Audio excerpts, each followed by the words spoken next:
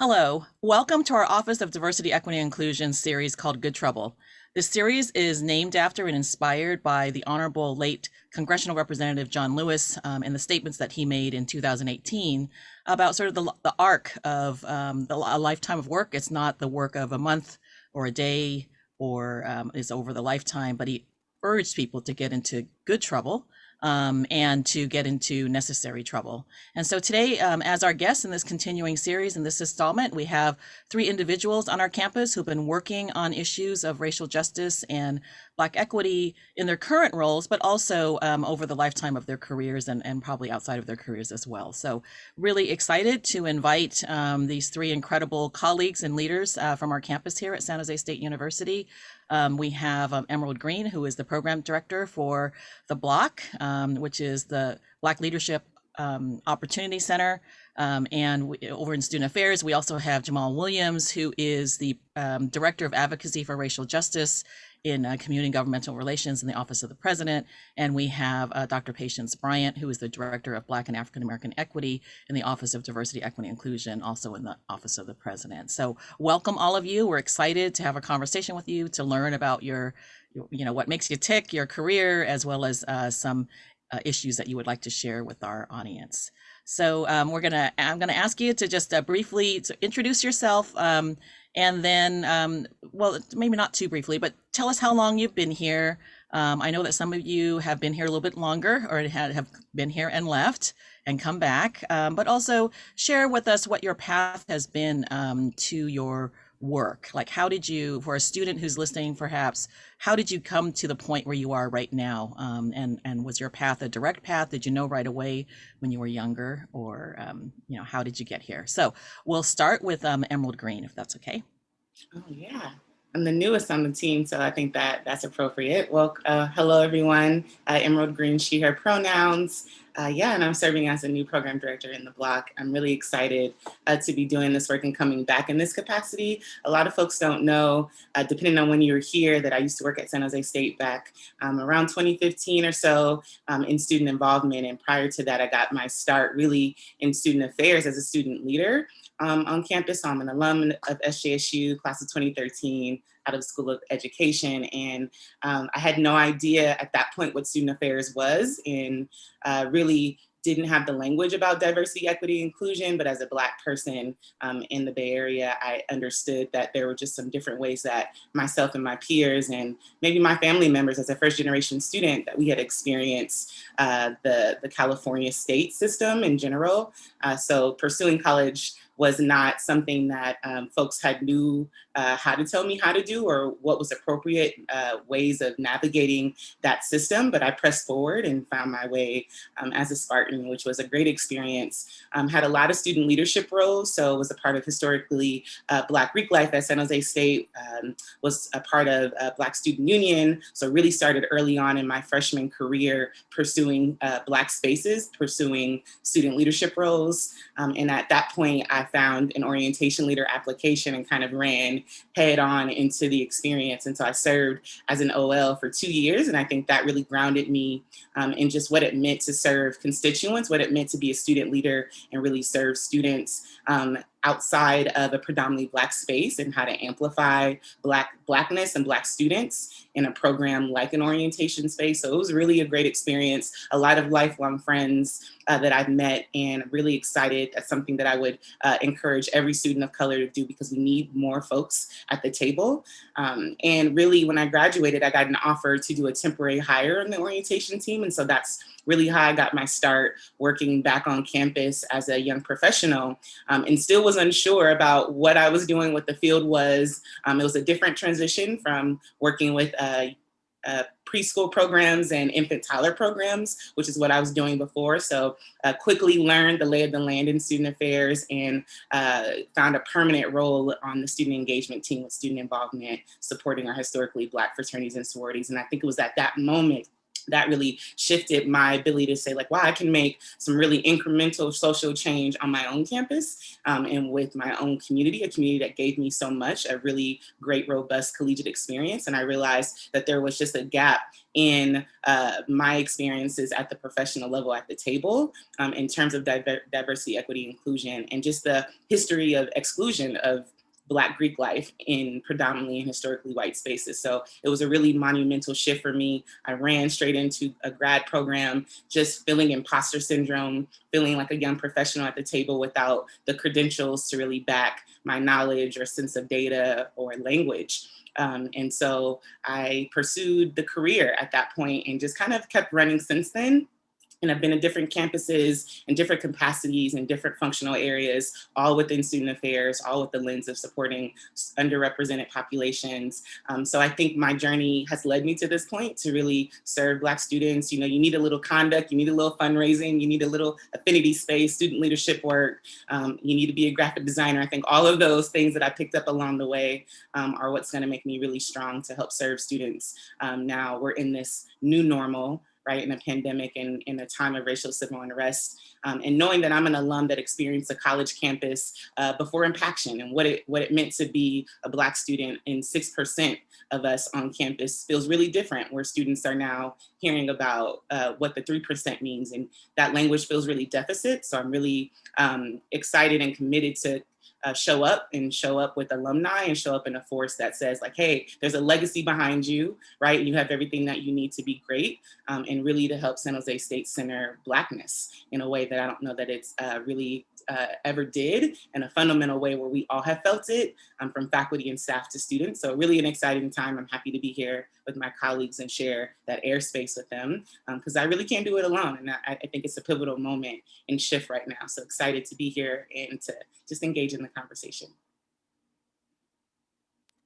Thank you so much, Emerald. I think your path is really incredible and inspirational, and I think that what's key is that you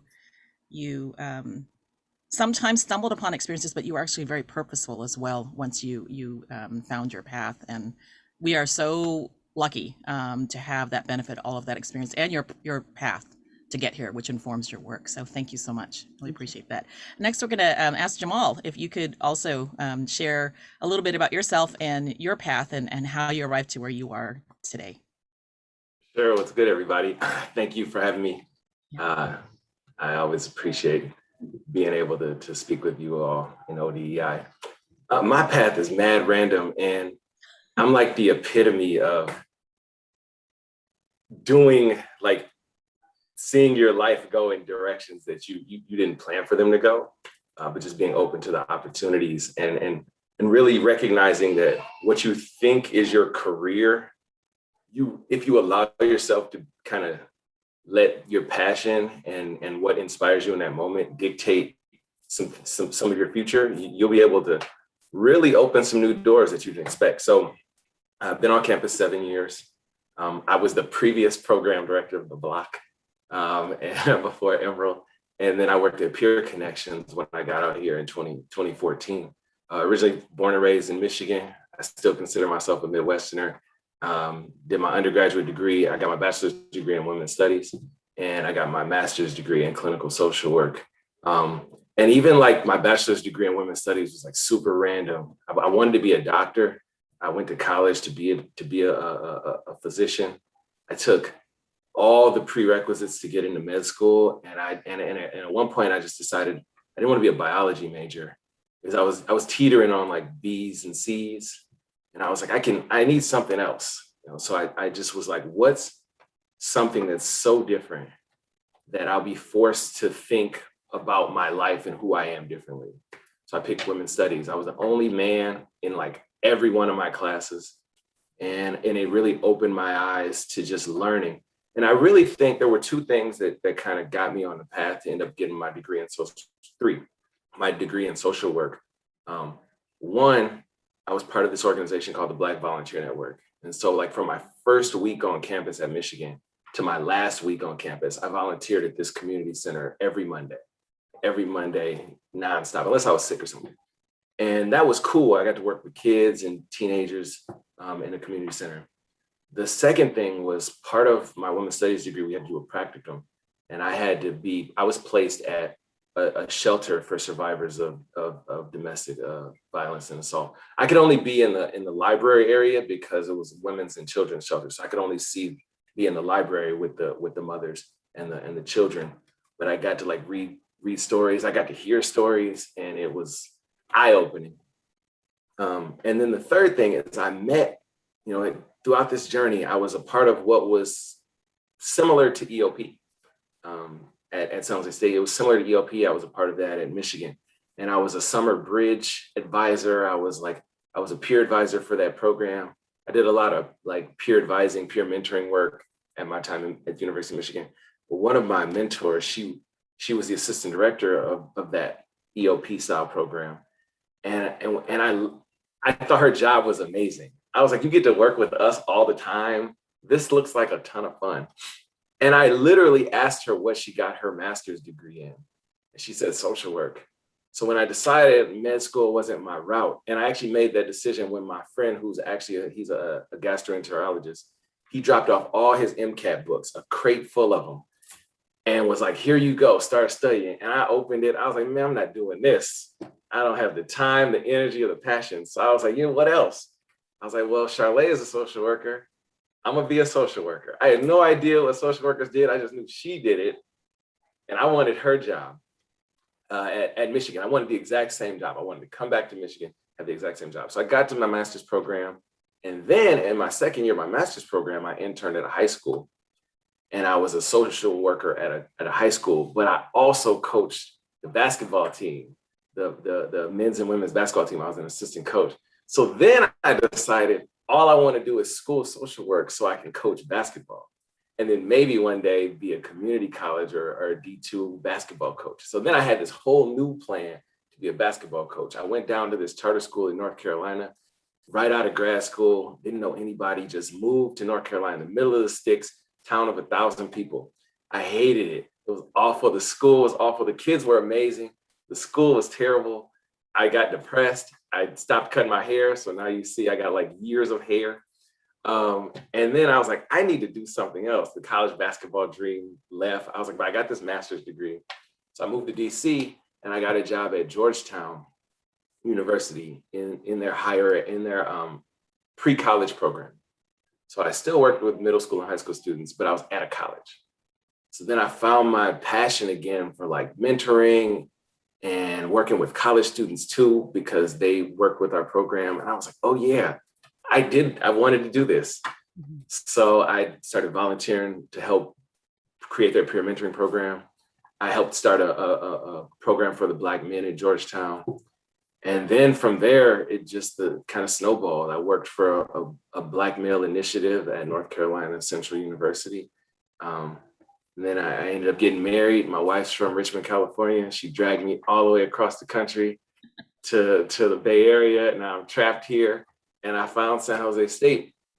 But while I was at North Carolina Central, working for the Male Initiative, I met a social worker who worked in the counseling center. And he said something that stuck with me. He said, Jahmal, you're a social worker. Have you ever thought about being licensed? And I was like, no, I don't really want to do therapy. He said, you have a skill that your community needs. I need you to use it.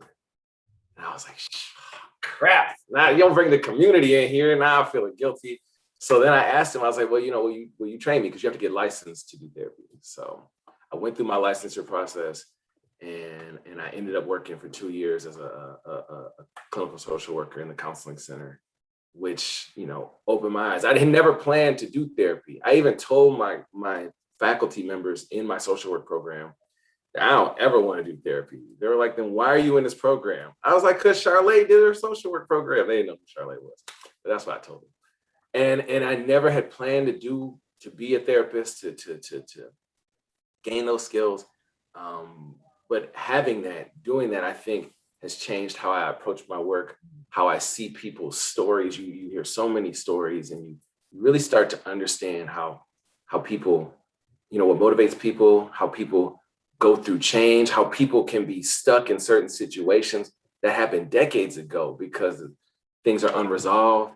And it starts to just humanize life. And so from that point on, I was like, after my mentor said that comment about the community, I just was like, I have a passion, I have skills, I have something to give to my community. And I've dedicated my career to making sure that, like, if there's a space where I can impact Black lives, I'm going to take it. And now that I feel settled in San Jose, I've made sure to have that extended out into my work in the community with different organizations, just to make sure I'm present. Like, if the city's fighting for something for Black people, I want to be right there helping in the fight. If we're on campus and we're fighting for something for Black lives, I want to be right there helping in the fight. I never planned. Once I got the position at the BLOC, I thought that was going to be like it. Like, I didn't have any other division to be. I wanted to run a Black Student Center. I felt it. But then after last year, something else sparked and was like, Jahmal, you have an opportunity to do even more on the campus for Black people and all marginalized populations when this job came up. It was actually my wife who was like, you have to apply. I was like, but I don't want to. I want to stay in this role. She's like, well, you have to. If you don't apply for one of these roles, you're just going to be thinking about what if, or you're going to be looking at that other person and saying, dang, why aren't they doing this? Or asking questions. And I was like, you're right. Let me see. And so I felt led. I felt moved to apply. I feel blessed to have this position in the office of the president as the director of advocacy for racial justice. But had you asked me at 25, do I want to be an administrator and the president? No, I don't want to do all that. Nah, like, never. So, and I don't know what my next step is. I don't see myself in higher ed forever. The only thing I know for a fact is that whatever I do will be working on behalf of the Black community and for Black lives. But I don't know where that will take me. And that actually excites me to keep going, keep meeting people, keep doing the work that I feel blessed to be able to do, and then see where I end up. So I have not charted out any of these paths. I just feel like it's almost divine that I'm being called and I end up where I'm supposed to be. Wow. Thank you, Jahmal. What a powerful story. Your journey is really varied. I mean, it's taking you down very, very different paths, but just like Emerald, those paths and those experiences have informed who you are and the great work that you do for our campus today. So thanks for sharing that. And then last we have Dr. Patience Bryant. Patience. Hi, I'm Patience Bryant. I use she, her, they pronouns. I am a proud Miami, Florida native. I normally lead with that when people first meet me because being from Miami is very important. Yes, all about you. It's very important to me. Very much tied to who I am, my roots. My family is originally from Americus and Quitman, Georgia. So my family split between Georgia and Florida. My grandmother graduated from the second oldest Black high school in Miami.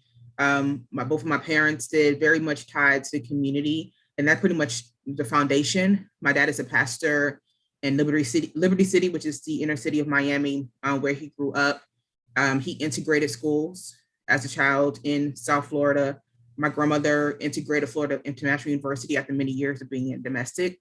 So I'm definitely rooted in South Florida history. Grew up going to Afro Books and Things, an all-Black bookstore. Pretty much every other weekend, I would take my little $10 at that time, writing my $10.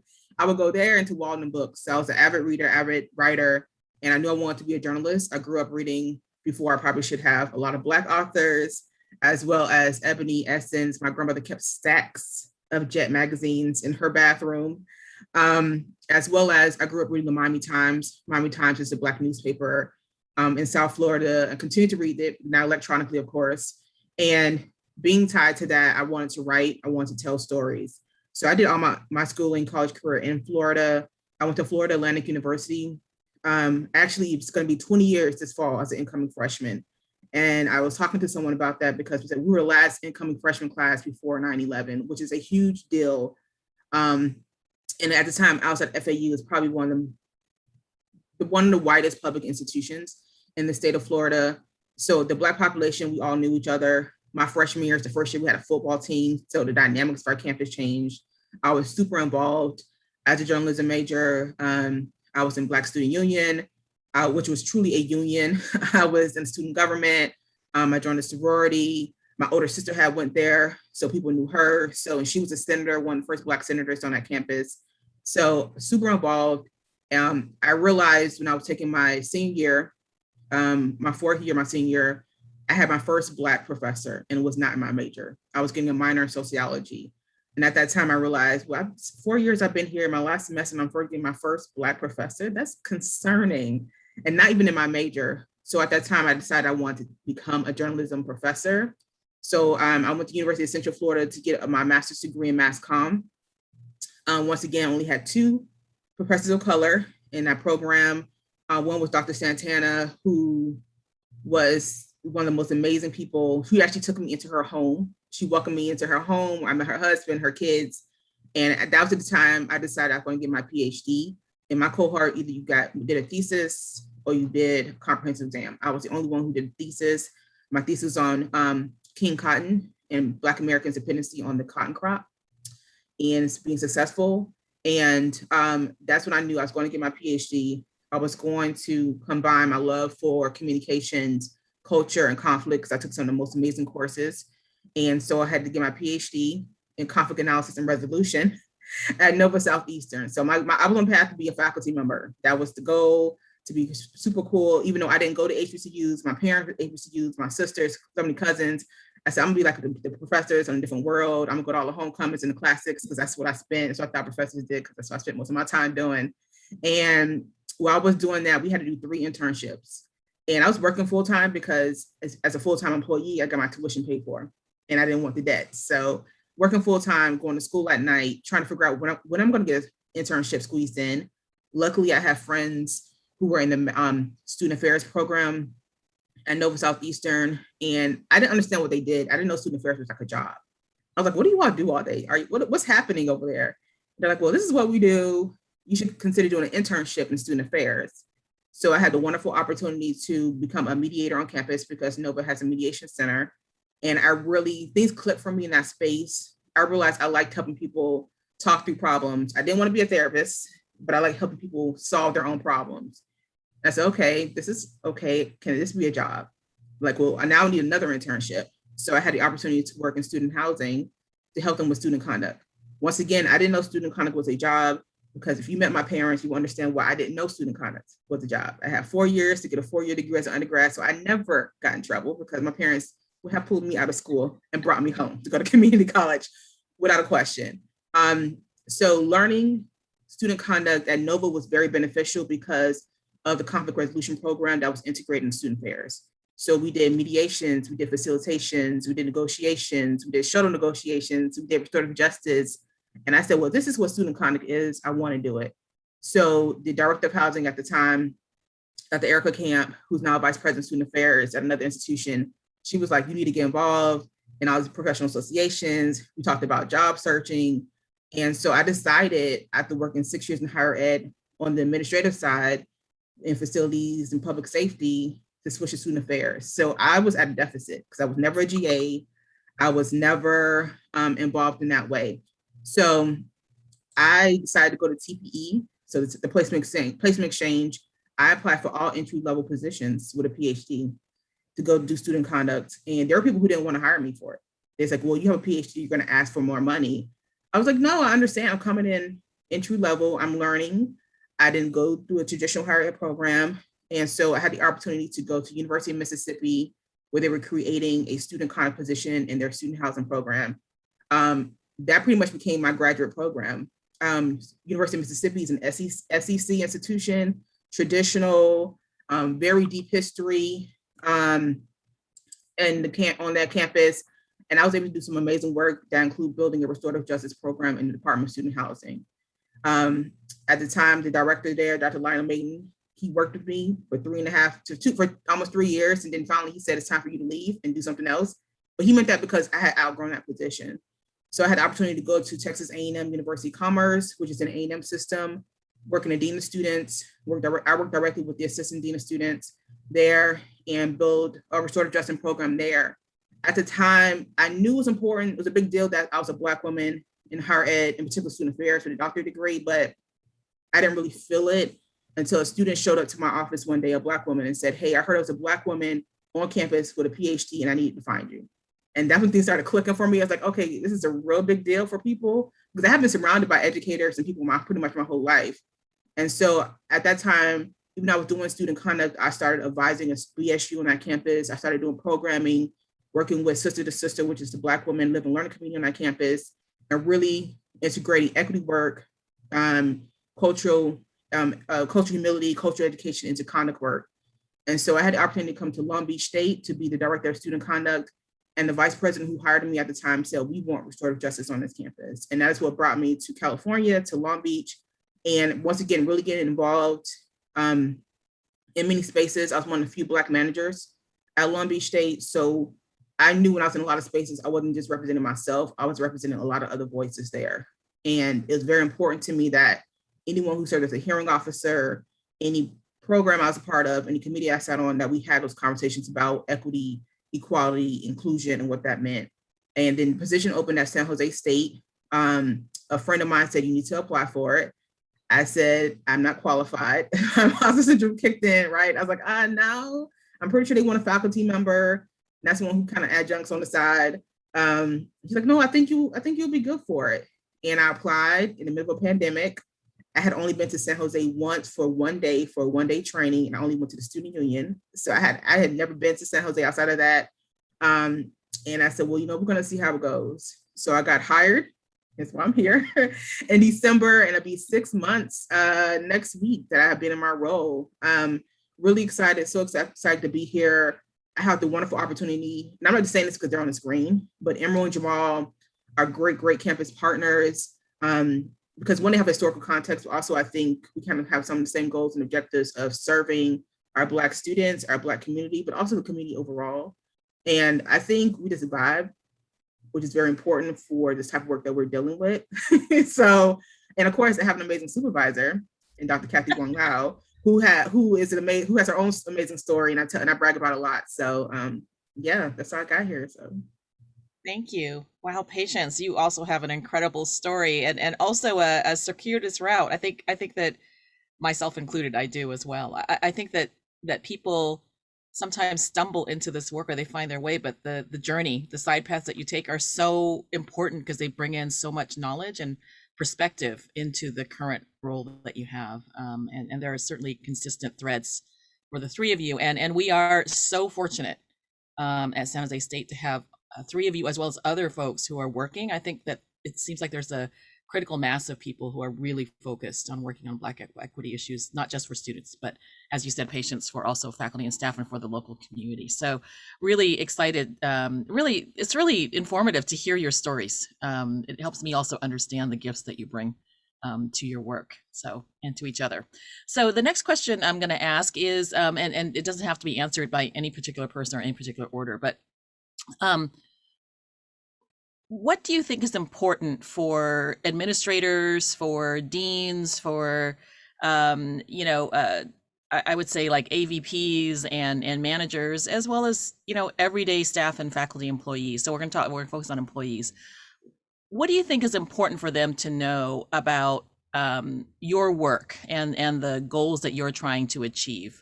So for some people, they've got a very specific role on campus, and they may be wondering, I want to be helpful, or I'm not quite sure what you're doing has to do with my goals and my job. And so if you could just talk about a little bit about what it means to have a campus, or what it takes to have a campus where Black employees, as well as students and guests who come to our campus, feel that they belong, that they have equity, that they can, make mistakes without things being attributed directly to their racial identity, those kind of things. Like what does that mean for you, and what can it mean for employees on our campus? I know it's a big question, so yeah. I'll jump in there and I'll get started. I mean, my role is racial advocacy for all populations, all underserved populations, and so I think the biggest part of my role is thinking about how we tie efforts of racial justice into our community, right? So how do we make sure that San Jose State isn't just the university in San Jose, but it's the University of San Jose. And I think there's a ton of ways to think about what racial justice looks like from a community-oriented perspective. We know that San Jose has a huge wealth gap across racial lines. And we know it has inequity across racial lines. How is San Jose State contributing to mitigating that?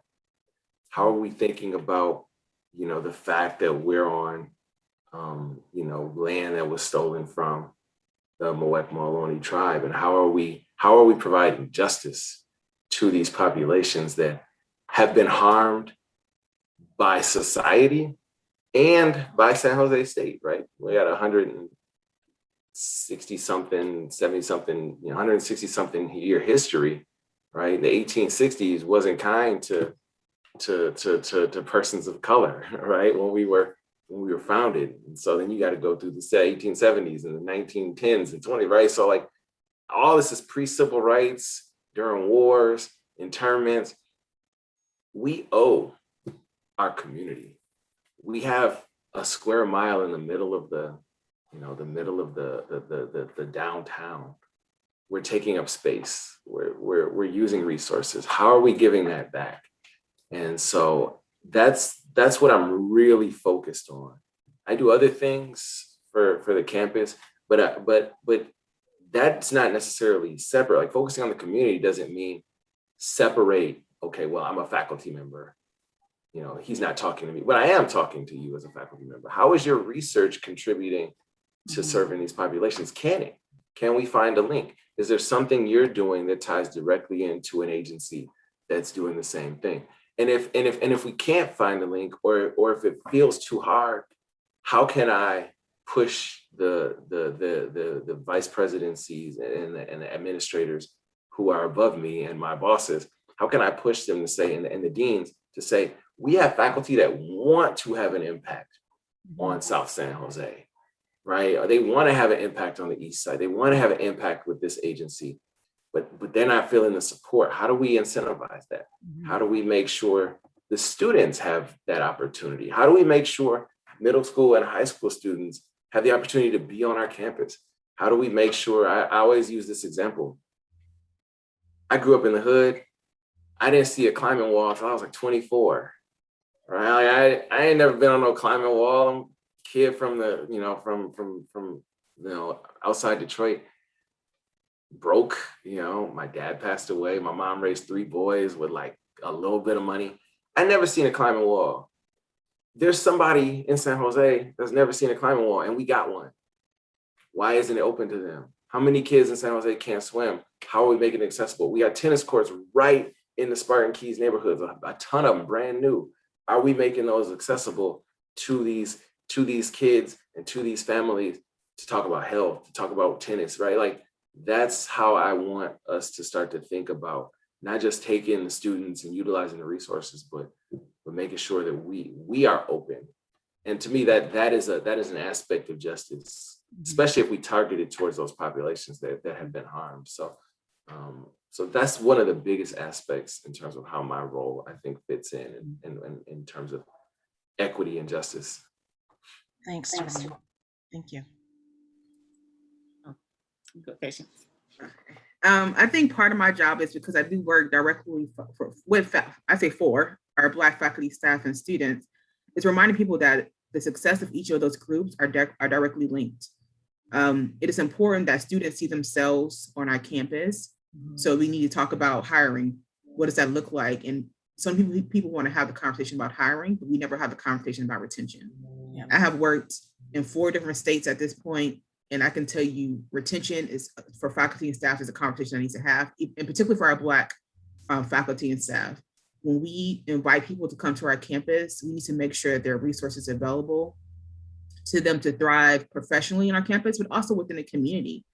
Ideally, no one wants to have to commute 2 hours to San Jose, right? We want to make sure that people want to live in the community that they're serving.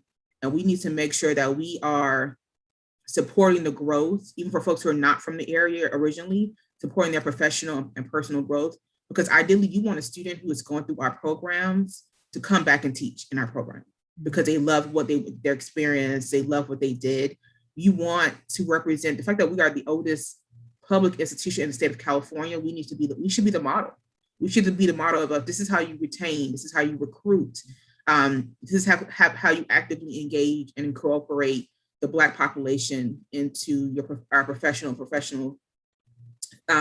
programs and systems. We should be able to see each other in doing this work. And it's not easy. It doesn't happen overnight. So it does require effort.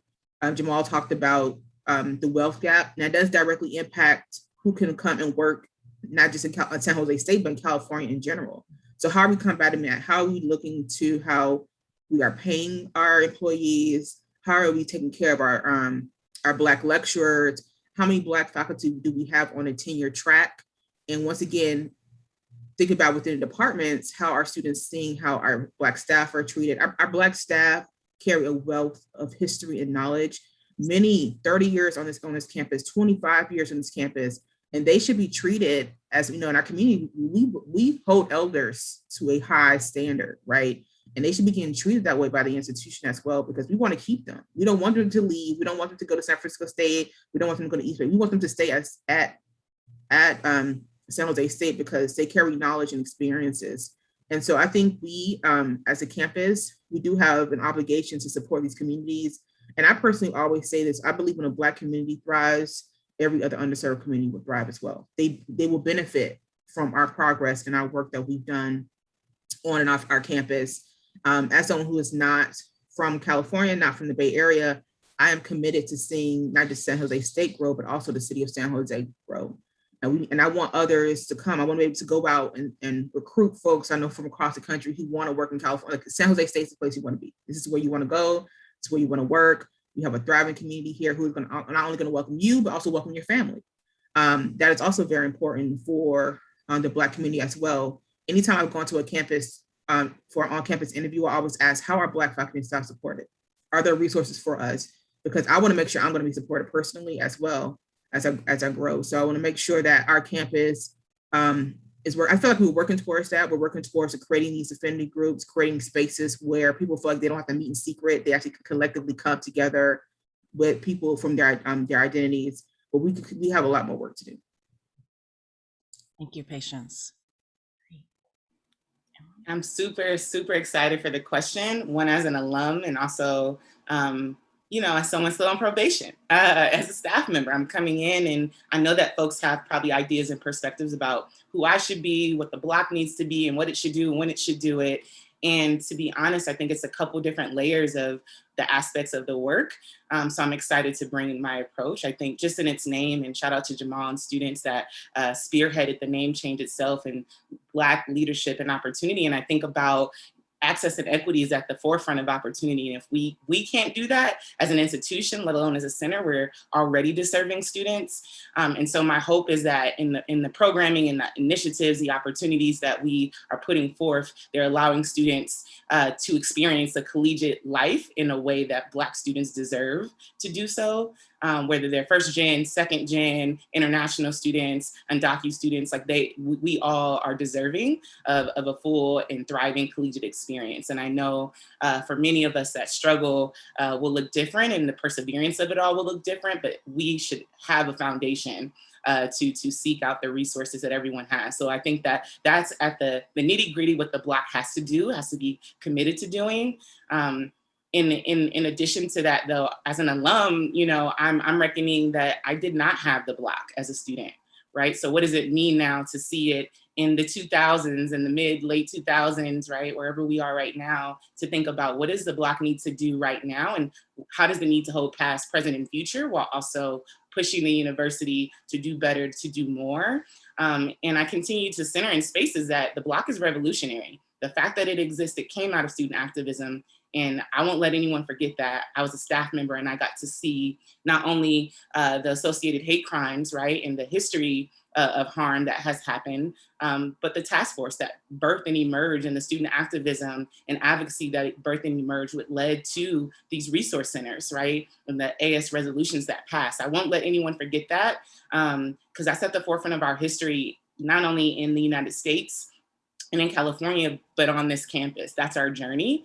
And I was a student fighting for our AFAM department and ethnic studies to be present. So I know what that history of activism looks like, also while you're trying to be a scholar, right? And you're trying to graduate and you're trying to make ends meet. And so the Block just needs to hear, understand, and see all those stories and kind of entry points, and then hold the university, continue to hold us accountable. I know we're a young center, we're about 3 years old, but what do we look like in 5 and 10 and 15 and 20 years? How have we grown? How have we better served our students? How are we better informed about the journeys and the diaspora of it all, right? That we're not a monolith of Blackness. And my hope is that students are seeking us as a space to be better connected to their cultural identity, the intersectionality of it all, that they're better connected to faculty and cultivating those positive and healthy relationships, that they're finding lifelong friends, that they're challenging me and the office to do better, right? And to make whatever pathways of opportunities available to them that aren't already happening. And so that means that I got to be in spaces and get in some good trouble, right? That I need my colleagues here to help me disrupt and dismantle things that some students don't see. Those bifurcated and antiquated processes have to go away. And I need us all to be courageous in doing that, because once we're at the table, now that we exist in the way that we do and these positions exist, it's full throttle, it's full speed ahead. And I know I'm coming in 16 weeks strong, but I have energy, innovation, and creativity, and I need our campus community to respond with the same intentionality that Patience is speaking of. If we're gonna be a #1 transformative institution, then we have to do the work. And we have to show up for our colleagues. We have to, disrupt the ways we've been doing the things, right? Just because our new programs exist and our new centers exist, we can't continue to operate in the same way. We have to evolve with them, and we have to be student-centered. And also we have to be willing to put our money, right, where our visions are, and reach out to our alumni, talent, and treasure, right, their words and their wisdom, because they have been harmed and they haven't always been served, especially by the Block. And so I'm just holding all of that in my heart and in my mind as I push forward. And I know that it's going to be a journey ahead. I recognize I may not see the Block in 10 years, in 15. And so I'm trying to be mindful about what is it that I need to do, right? I'm building off what Jahmal and Armani and so many students have spearheaded. And so now what, right? What is my journey? What is my stint in this remarkable opportunity? And then what do I leave the next person after me? That's really, in terms of our cultural connections, it's about legacy, and it's about me making sure that the next person can run with the legacy, the intentionality, the purpose, the passion, but that, right, we paved the wave and opened the door so that our campus partners know that, you need to make room at the table and you need to disrupt whatever's happening, because the work won't be as easy if we continue that way. I think students are going to, at some point, start to reckon with, wow, you gave us these things, but now we're seeing that the things that you gave us aren't able to persevere, right? Because there's these other things that are not, they weren't ready. They weren't ready for us. They weren't ready for a Block. They weren't ready for a PETA Center. They weren't ready, right, for us to really, as a solidarity network, transform the way that we see diversity, equity, inclusion, and how it's embedded in all fabrics of the university. So I see the Block not just on student affairs. I see it on all sides of the house, right? Academic, athletics, advancement, and I just want folks to help get us, in the room, and to make space to have some hard, challenging conversations, but also to be creative, because that's what Black students need. That's what we've always needed, right? Once you've been excluded, you can't continue to do the things that you've always done. You're going to have to make some changes and be open to that creativity. So I'm excited for that, but I know that again may be a journey that I won't see all of that happen, and I'm okay with that, because I think right now it's just a pivotal moment, and there's so many other folks that I get to do that work with, that it's just a really exciting time. Yeah, great. Thank you so much, Emerald. I think that just listening to the three of you, I think that, I hope that everyone on our campus watches this video, because I think what all three of you are asking is for people to reframe how they think about going about business as usual, right? So I think business as usual has been supportive of, as well as strengthening systemic racism and inequities, right, that seem invisible. And so the three of you provide a different frame for people to look at, but also to change their way of thinking, of allowing space, of listening to critique. You know, and I like your reference, Emerald, to getting into good trouble of you know, having to speak some of the words that might be hard for people to hear. And so my encouragement to the entire campus is to really listen to these words of wisdom, but to really be able to sometimes, you know, be able to have to sit in that space and listen to things that you don't want to hear, because they're highly informative of perspectives, but also recommendations for the ways that we can make not just incremental change, but also systemic change that is long lasting. So really appreciate that. We're going to close by just very quickly, because we're running out of time, but quickly talking about for those members of all communities who may know a lot about Juneteenth or know very little about Juneteenth. Can you just share a little bit about what your hopes are for Juneteenth, as well as your own participation or things that you look forward to? So any of those. So I'm not making any assumptions about any of your participation, or that you've been an organizer, or that you've just been someone who's attended or helped students attend. So anyone would like to go? Please go ahead and share.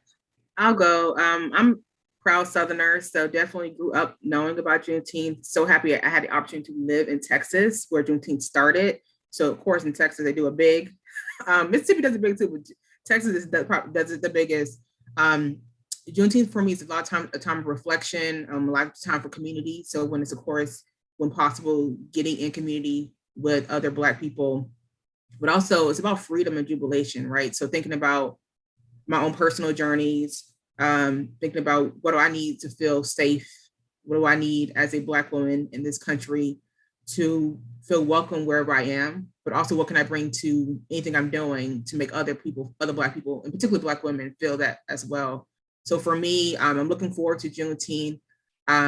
Looking forward to coming to community safely this year, and being around people, and it's been a long year, right? Last year, we really couldn't go and be in community for Juneteenth, but this year, people are trying to do some safe gatherings. So I'm looking forward to being with other Black people and other community members who want to come and celebrate. And also, I challenge people all the time, and love to see the book list that come out, the movie list, just to help other folks educate themselves on Black liberation and what that means for our country. Thanks, Patience. Thank you.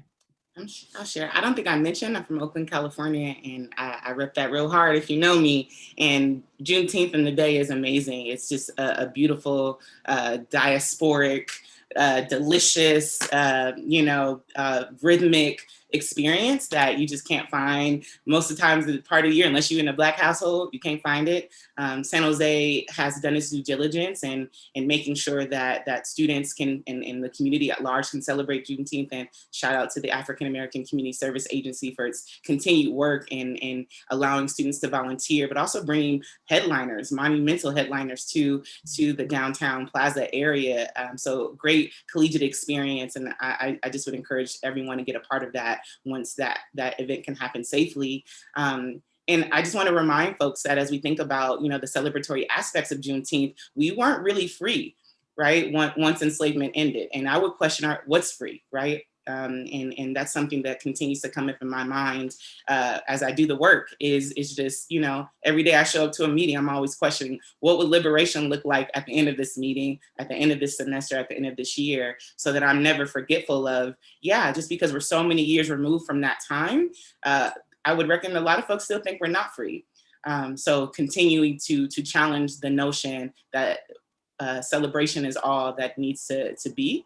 In terms of celebrating. And I think it's great that folks have the day off in certain counties or districts or states, and some of those monumental changes are happening that are amplifying the efforts that took for those enslaved people to be removed from those chains. But even in higher education, just making sure that students are understanding of how are the ways are you still enslaved, right? Mentally, emotionally, physically, and what can we do, right, in our center at our institution to continue to free you? Because again, you're deserving and you're worthy. But just a reminder that we're not wholly free. right? Even as we celebrate. So that's kind of my take on it. Yeah. Thank you. Yeah, I agree with Emerald. Definitely props to SGSU alum Milan Valentin, who runs the San Jose African American Community Service Agency. Juneteenth in the Park is amazing. It's probably the first celebration of Juneteenth that I've attended, and like Emerald said, headliners, just music, food, fun, really big gathering. And I encourage everybody in the South Bay to attend. But I think about Juneteenth growing up in Michigan, I didn't even know what it was, you know. I hadn't heard of it, maybe in passing. It wasn't until I got older. And it really frustrates me that, like, you know, and growing up, you had to learn American history, and I had to learn about my man who warned that the British were coming. I don't even remember his name. Was that Paul Revere? Whoever. I don't care about him. Like, why was I not allowed to learn about what Juneteenth was, that, you know, that the Emancipation Proclamation didn't guarantee freedom to all Black people. I mean, and we know it didn't extend past it. But there were actually people still enslaved afterwards because, you know, the institution of slavery didn't want to disappear. And the fact that millions of people get to, you know, go to school and go through history not learning that, right? That should be a pivotal moment to understand that you know, Independence Day wasn't real for Black people. And right, we're like that language is just now being circulated more widely thanks to social media, YouTube. But we've done a complete disservice to definitely the Black lives in this country by not allowing them to really truly understand their history from a young age as they grow up, and to non-Black lives, because you don't get to understand the full picture of what this country is, which is why we have so many weird conversations and distorted conversations around what racism is, what anti-Blackness is, and what racism is and isn't, right? But people would understand what systemic means, what institutionalized means, if we taught it from that perspective. That, like, hey, when your ancestors were either immigrating or here, mine were still enslaved, and some were still enslaved even when they shouldn't have been. And so I celebrate the fact that it's talked about, and we get to really understand, like, dang, this is our history. But I get a little frustrated that I had to be 27, 28, 30, 35 before I could really understand what this truly meant.